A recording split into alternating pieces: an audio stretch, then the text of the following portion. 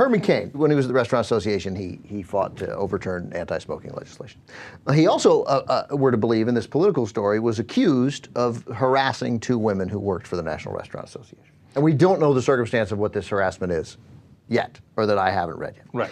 So, for example, if you ask out a girl at work, you know, I would likely say that that is not sexual harassment. Of course, the manner in which you do it is enormously important, and hence Ben's point that unless you know the manner in which he approached these girls, and these women, I should say, we don't know how guilty he is. In those particular instances, we do know that there were payments made.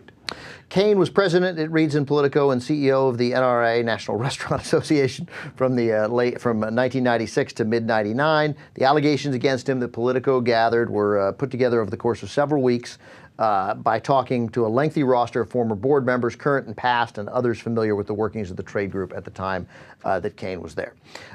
So those are the allegations. The people are not named, and the Cain campaign has latched on to the fact that the people weren't named, because they keep saying unnamed sources, even though it's apparent now that he knew about these allegations.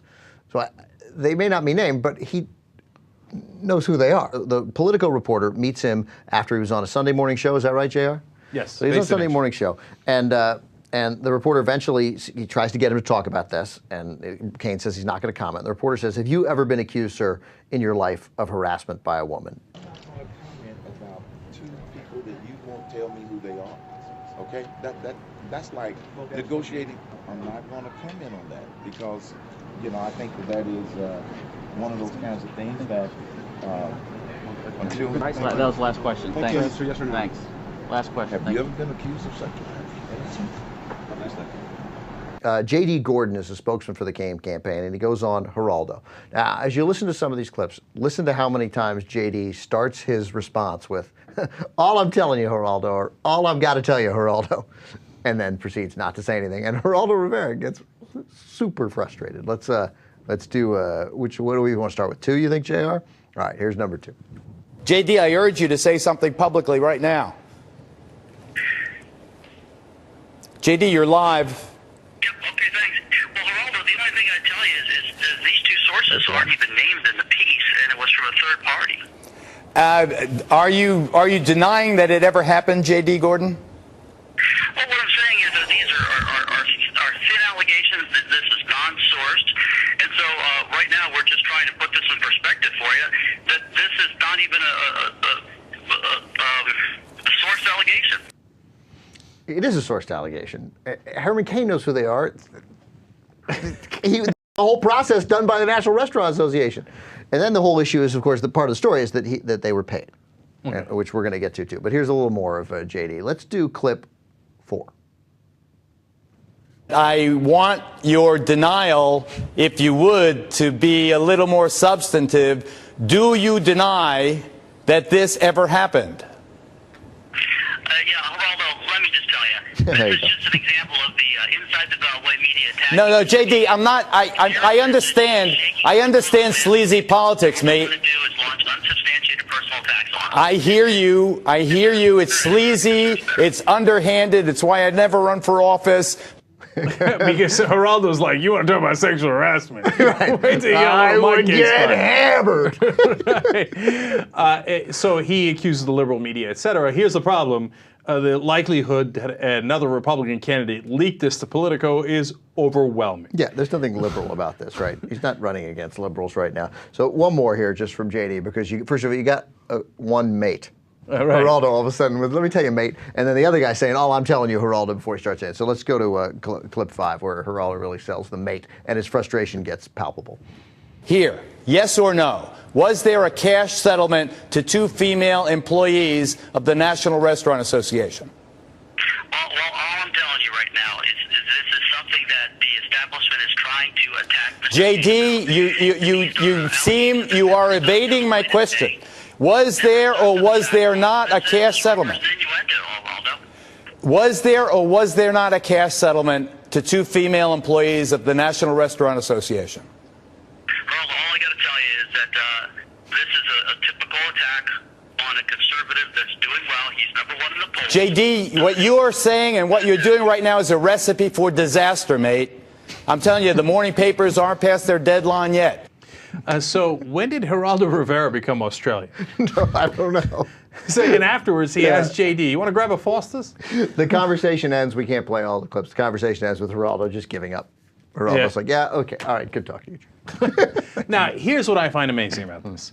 If you're running for president and now you're the leading candidate and you have had 2 sexual harassment cases against you in your previous job, you would think that you would have at least had a thought process where you would have thought, oh my God, what if that comes up, right? I mean, you're running for president. Can you imagine not having a plan B where you say, hey, you know what? If this comes up, here's going to be our answer. But apparently, I'm getting from Herman Cain's reaction and his spokesperson's reaction that they never even came up with a plan. No. They're just winging it. And they're like, what? Oh my God, they found out the most obvious thing in the world? Who saw that coming? By the time Mark Block, the smoker, went on MSNBC, which is a cable network, one of the main cable news channels, Jack. I didn't know that. By the time Mark Block went on MSNBC with Chuck Todd, they had realized that that outward denial is okay. So clip 7. First of all, Chuck, let me tell you that Herman Cain has never sexually harassed anybody, period, end of story. The only people who spoke publicly about the story in that article are the ones that were in the best position to know. They were the chair, vice chair, immediate past chair of the National Restaurant Association during Herman Cain's tenure.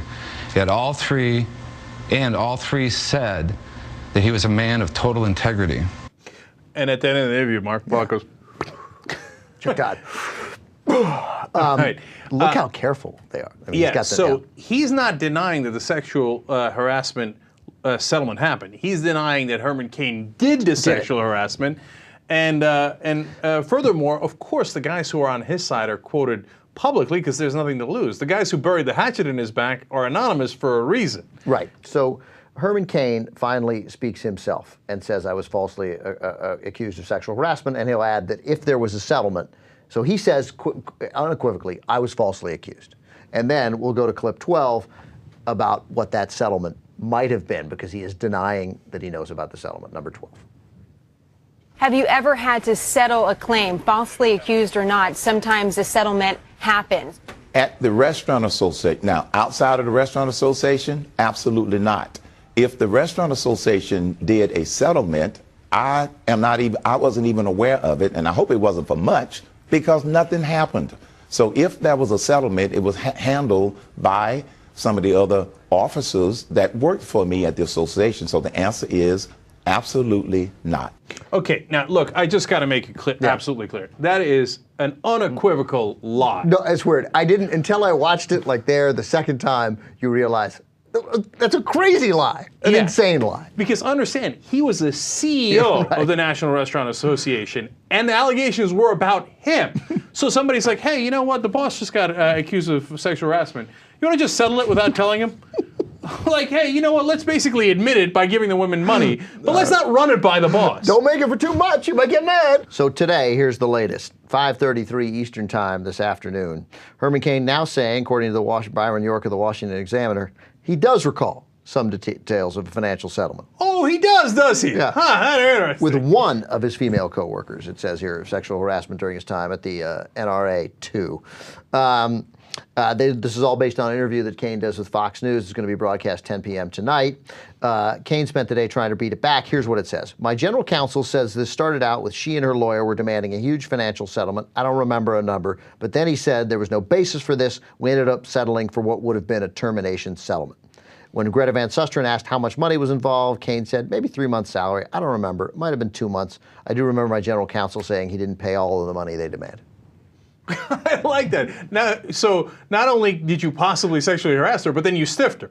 Right, you stiffed her. And by the way, it's a pretty specific, so if somebody else did it, I wasn't involved. And now, there's some pretty specific details that he's now suddenly been able to remember. That's a great point, Ben. Earlier, I don't remember that at all. They must have done it without me. Now it's, well, it was either 2 or 3 months, but I remember we screwed her over and didn't pay the whole amount. Wait, do you remember or do you not remember? It seems like you remember a lot of the details. You know, one other slight problem here is that Herman Cain is married. And that's probably why they were trying to run away from this at 1 million miles an hour. Look, obviously it's horribly damaging to him in 18 different ways. But what I'm saying is his wife might not have ever known. This might be the first time that his wife is finding out. Totally. So then that leaves him in an even bigger panic. And we don't know what it was. The sexually, we have no idea what it was, and maybe it was very serious. And if they paid money, that lends credence to the fact that it was very serious. And maybe it was him being wildly inappropriate, but not, his behavior wasn't horrible. I mean, there obviously has to be some standard. Who knows? We don't know. We don't know what he's accused of. Right. He never went to court. We don't know the specifics, so it's hard to judge him on that. Having said that, Herman Cain to me doesn't seem like the kind of guy who would want to settle things and pay somebody if he didn't do it. He says that he won't be providing any more details about the case, and he will not authorize the NRA to release any details about the case. And the NRA says, hey, it's a personnel matter. We can't release anything. So we may not get those details for some time unless somebody tracks down those women. Direct quote. And they were, by the way, and part of the settlement was that they can't talk about it. Basically, the quote is, since I've already royally botched this, I have decided that I'm going to stop digging. I'm in the hole. I'm going to stop digging.